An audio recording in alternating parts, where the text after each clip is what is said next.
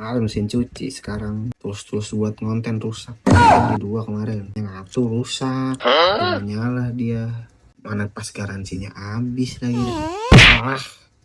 Duitnya kagak ada, gablek duit kayak rusak lagi.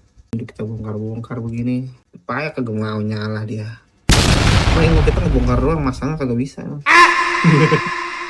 Aduh, nasib. Ini pas banget garansi habis, harusnya juga bentar doang, kagak sampai setahun. Nah udah belah mati. Emang kalau beli barang mendingan yang mahal kalian pak, murah-murah begini mah ya nanggung. Yang ada minta beli lagi kan dia. Semoga ada rezekinya lagi dah buat kita ganti pakai Holy Land. Kalau kata Fernanda Gunsan mah endgame-nya konten kreator tuh landmark M2 udah Holy Land. Moga kebeli dah habis ini. Udah pak, saya gitu aja mau curhat itu aja. Makasih pak. Assalamualaikum.